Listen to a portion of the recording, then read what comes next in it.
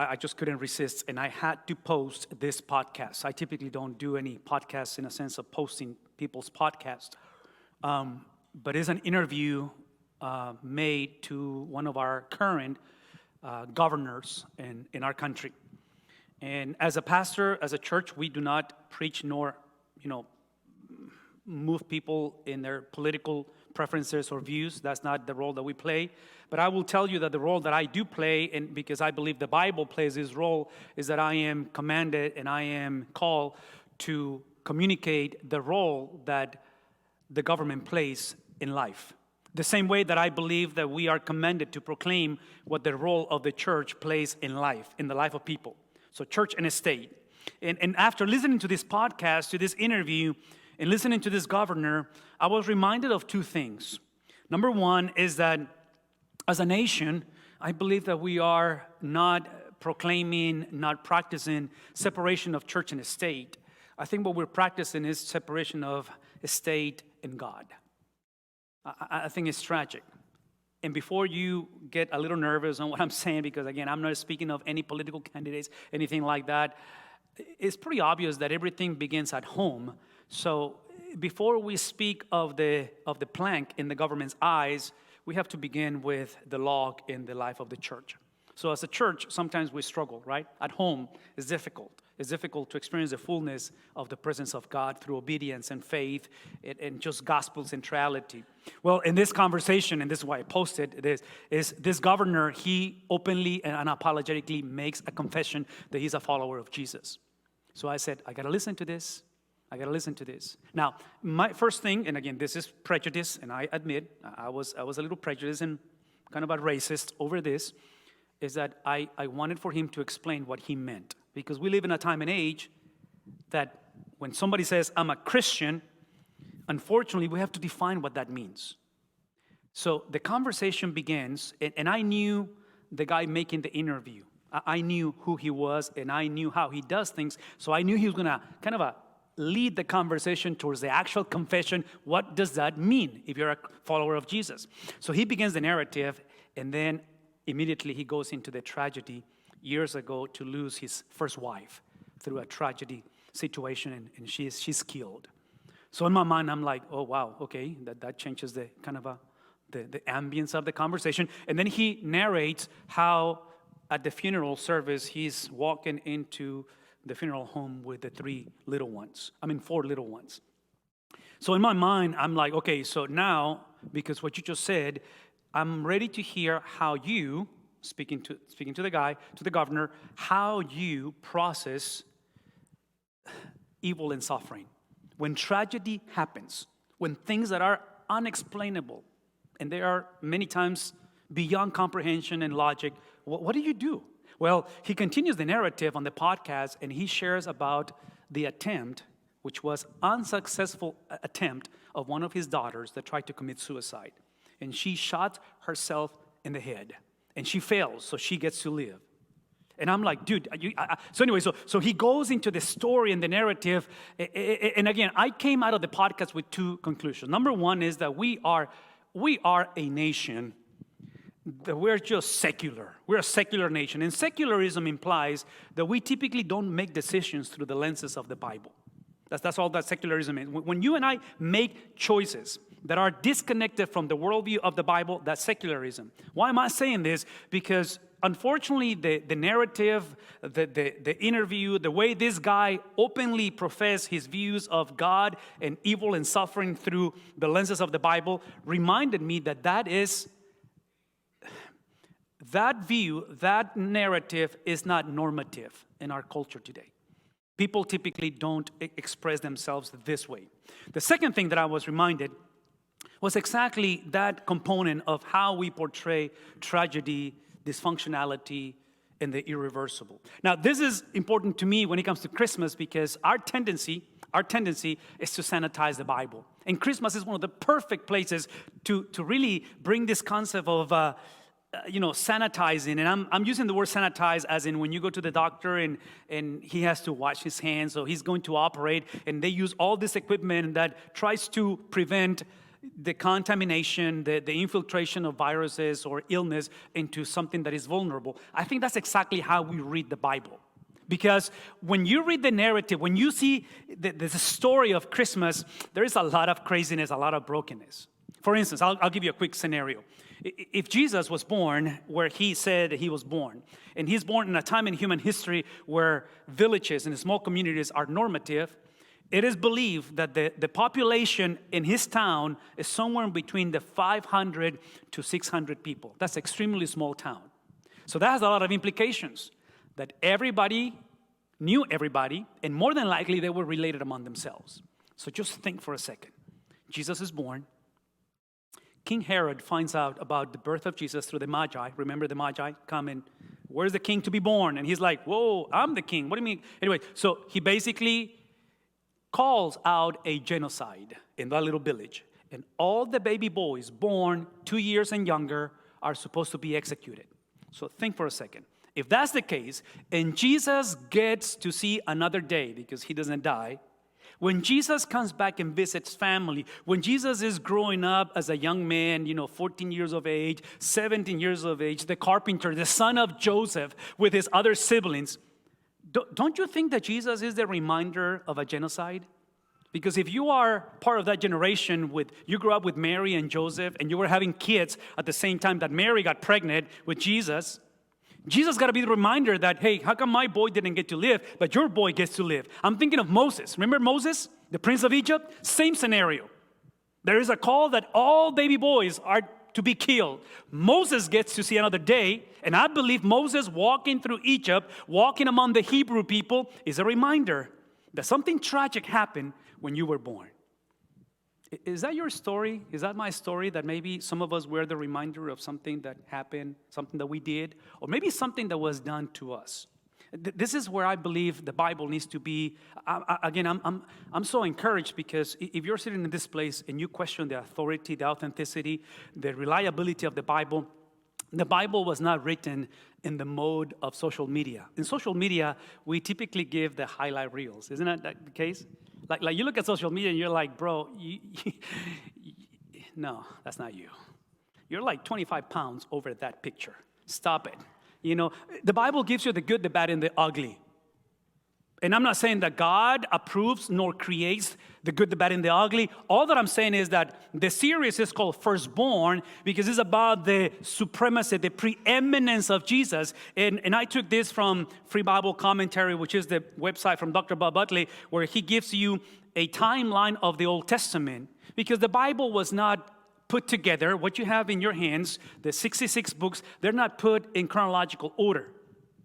He does through this timeline, which is very helpful. But the thing that I want you to call attention to you this morning, to see how the Bible is never sanitized.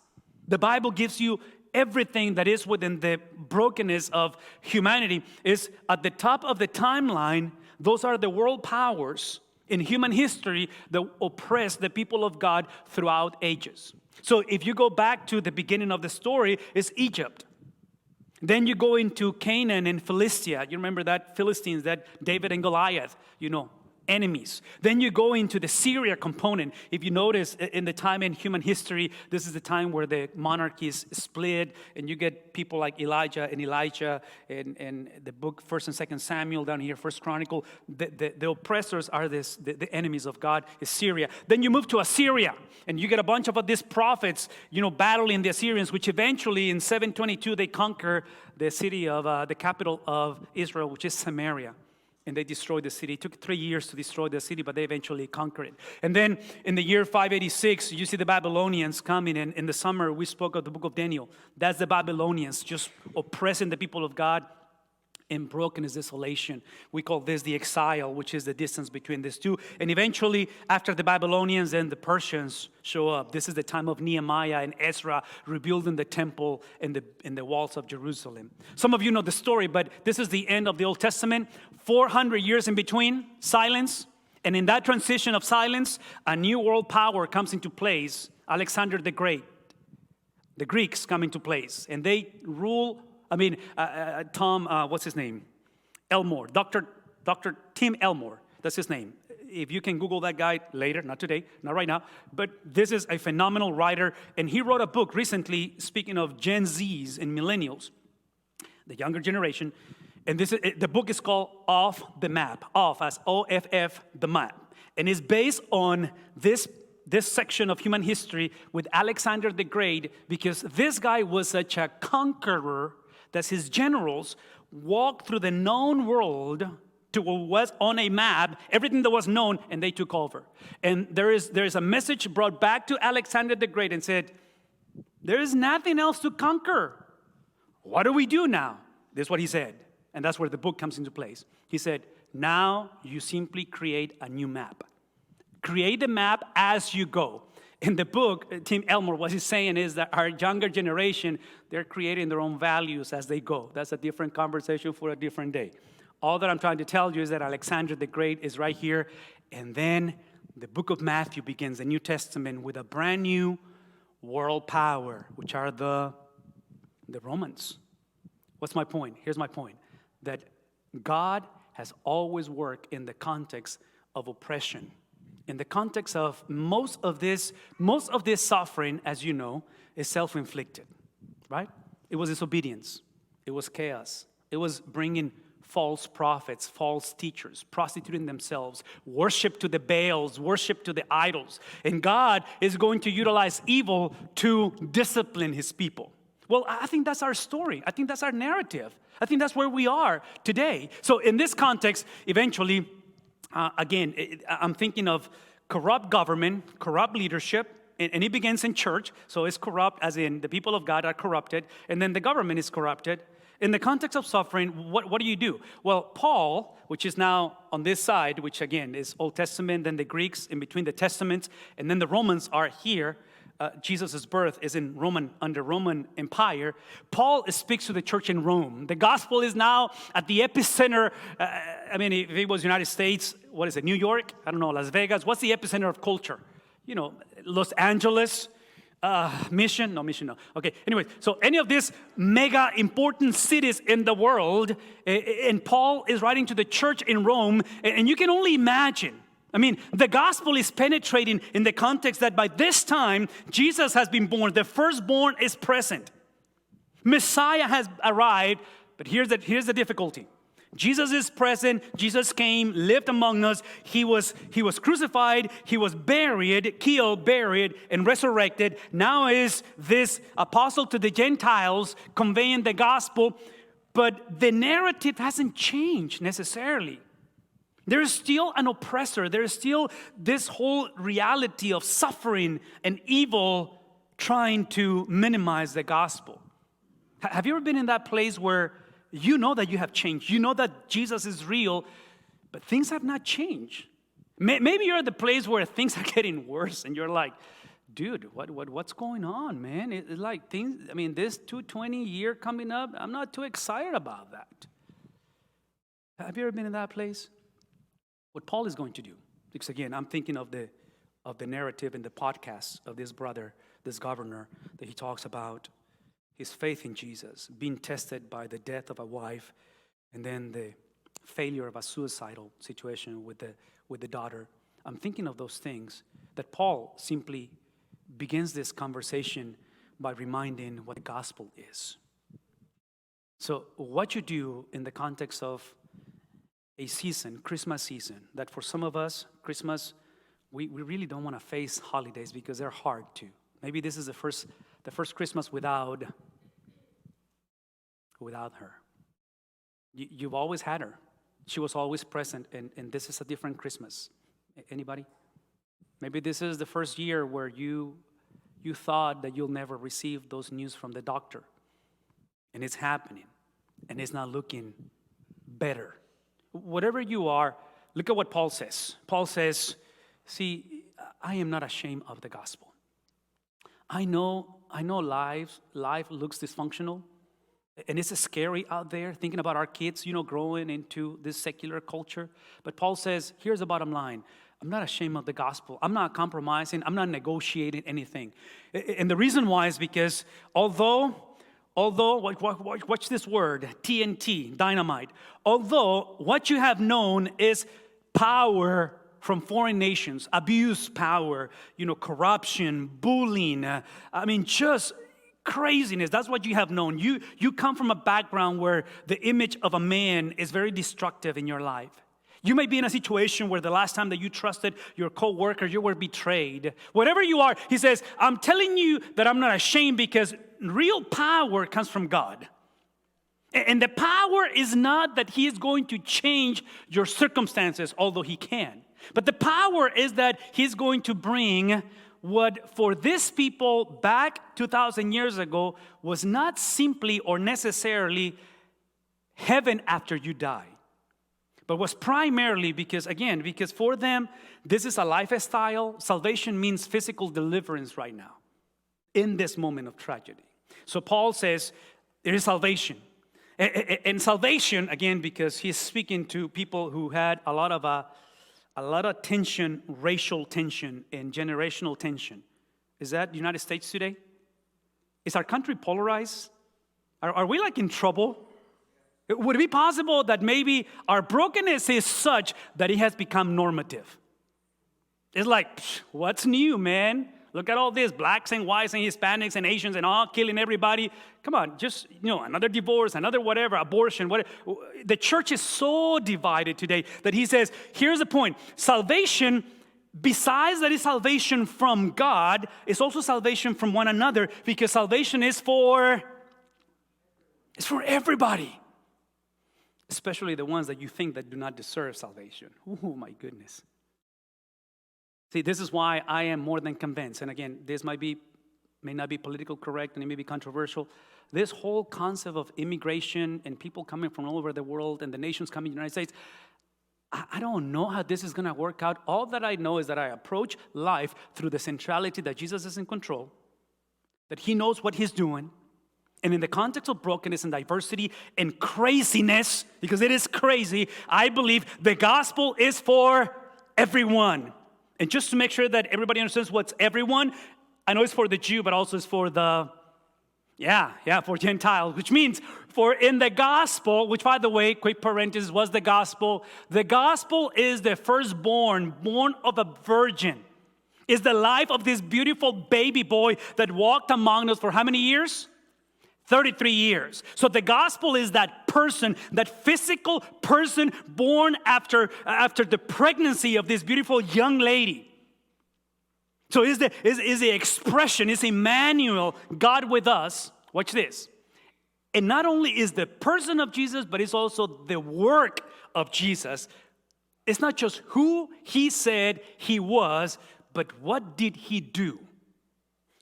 So the gospel, the person and the work of Jesus, is that who brings not your own righteousness, but the righteousness that is foreign. Like a foreign person. Again, last night we came across the bridge, and I am blessed to be a citizen of the United States of America. But if I were coming or I was entering Cuba, I was entering Armenia, I was entering Ethiopia, I have to use a passport because that makes me a foreign person. I don't belong to that place. When it comes to the righteousness, when it comes to a life that walks into the agenda, into the schedule, into the worldview of the Bible, is something that does not belong to you. Stop trying to be better. Stop trying to frustrate others and yourself because you're trying to be religious and spiritual and all those things. Those practices, they have a place, but it's not at the place of salvation. At the place of salvation is based on a foreign agent that places in you the righteousness of God, which is revealed through the righteousness that comes through faithfulness. And by the way, Paul is going to argue it's not your faithfulness because we know. I've seen your social media. I've seen your family.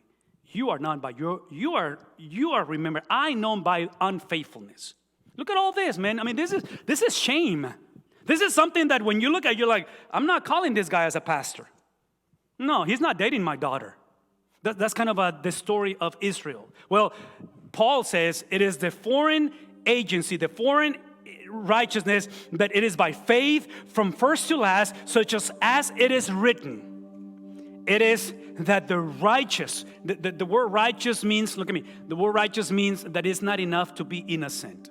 I know you need to be forgiven. You and I have a lot of issues. There's a lot of stuff, the guilt that we feel sometimes, maybe sometimes we don't feel it, but this is something that is beyond guilt-free, guiltless.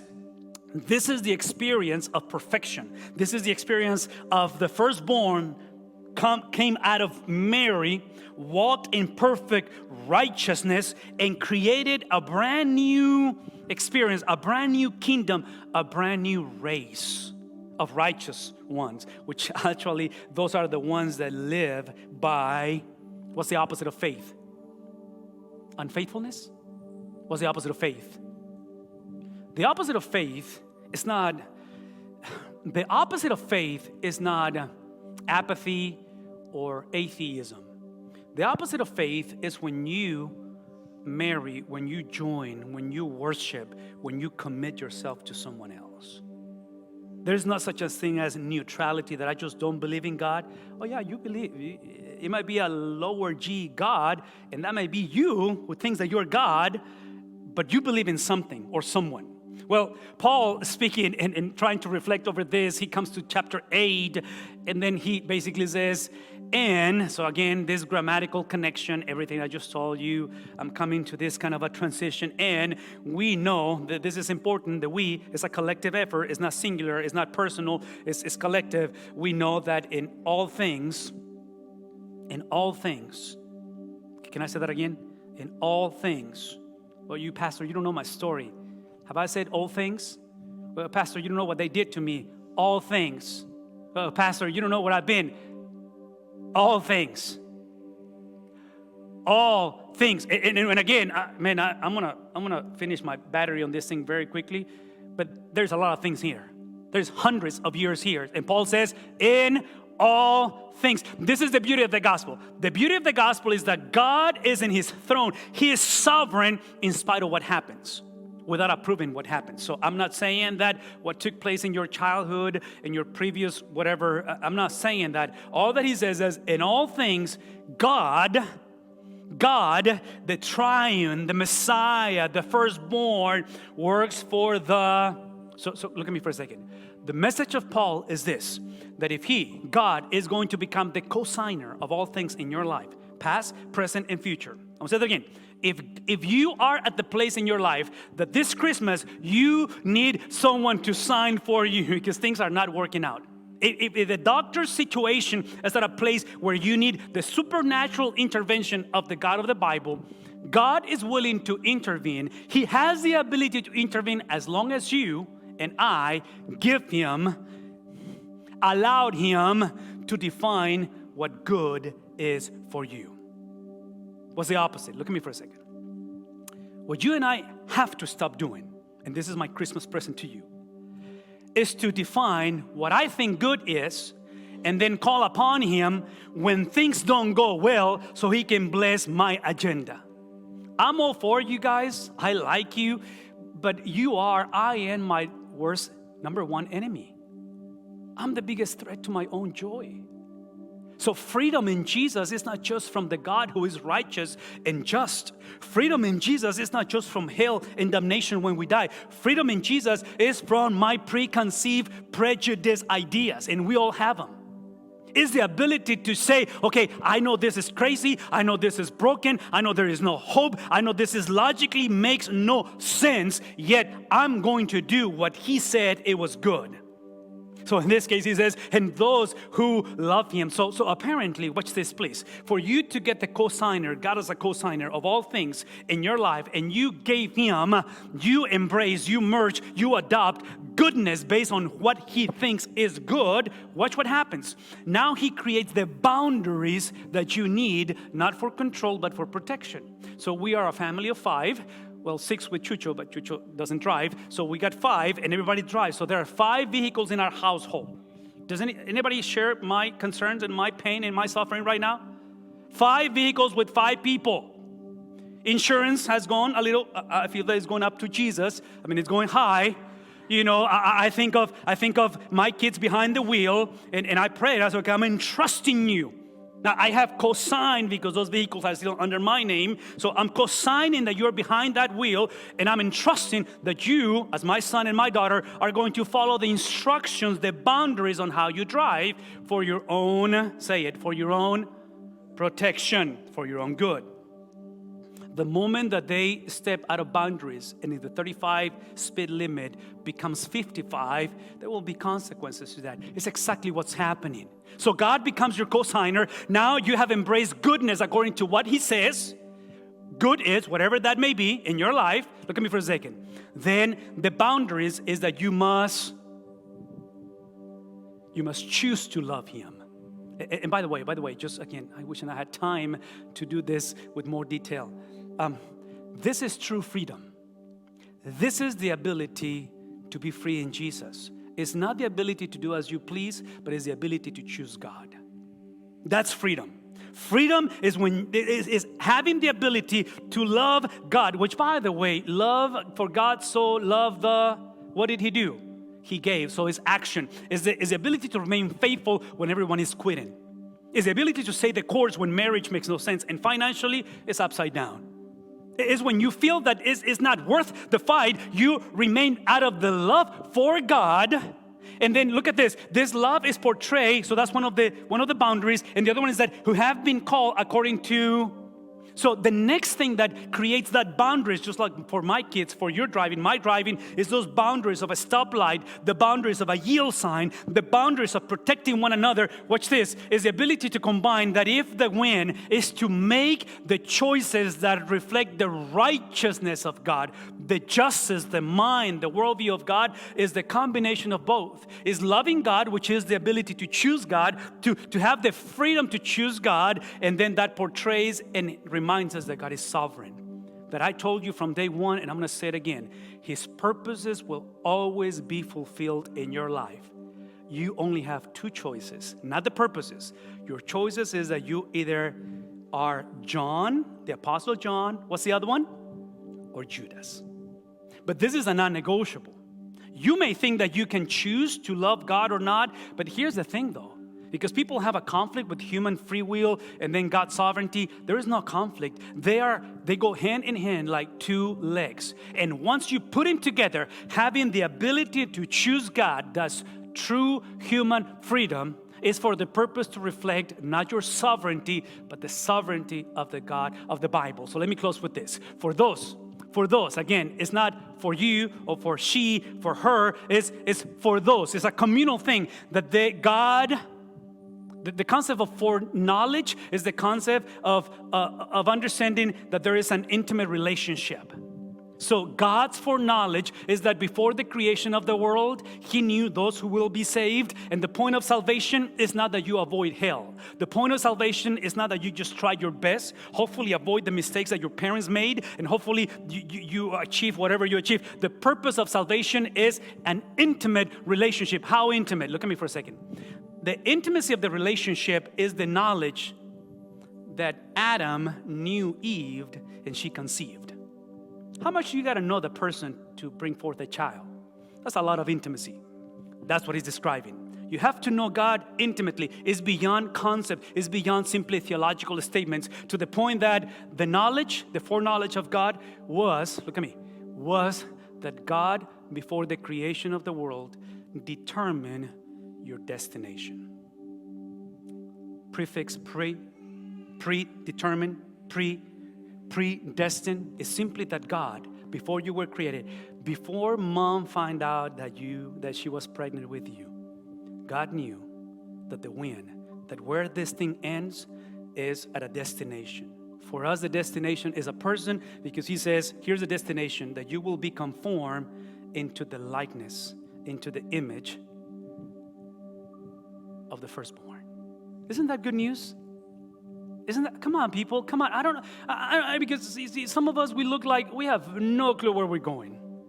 Some of us, we're like, we're going. You want to come? Where are you going?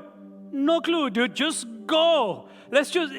No, man, it's like the guy running. Where you running for? I don't know, just run, because something dangerous is coming. Just run, I'll let you know. No, see, with God, in spite of the circumstances. And I'm saying this one more time. I'm thinking of the governor sharing the story of the tragic death of a wife, the daughter that tries to commit suicide. In spite of what happens, your life before the creations of the world was specifically, had a specific destination, and the destination of your life is to build, to create in you the image, the thinking, the feelings, the speech, the character of the Son of God. That implies, watch this, that implies that Paul is writing as a fellow struggler into a bunch of people who they have in common, not necessarily theology, not necessarily, like-minded background, language, culture, is persecution. So look at me for a second. Predestination makes a whole lot of sense when you are in a moment in your life, when you're in a situation in your marriage, in your health, that you feel insecure, that you have no idea how you are going to survive the next day. When you see your family and you see that it's holding on a thread, that's the moment that you need that sense of security that God foreknew. That God is in His throne and He knows exactly what He's going to do with you. That your job and my job is simply to say, hey, I want to be conformed, shaped into the image of Him. And who's that Son? The Son is the one that He is the firstborn. And the beauty of the first right, the supremacy of Jesus, is that always from day one, His influence, His power, His might, His beauty, His glory is so you and I can be included. Why? Because in the past you were a foreigner. Because in the past you were related to the first Adam, and the first Adam disobeyed. The first Adam gave you, put on you sin and betrayal and shame. And that's all that we have known. But today, you have the opportunity to embrace the firstborn. His name is Jesus, the firstborn among many, that He is supreme, He's exalted. And today, you can be an heir with Him. You can join Him in His supremacy. Look at me.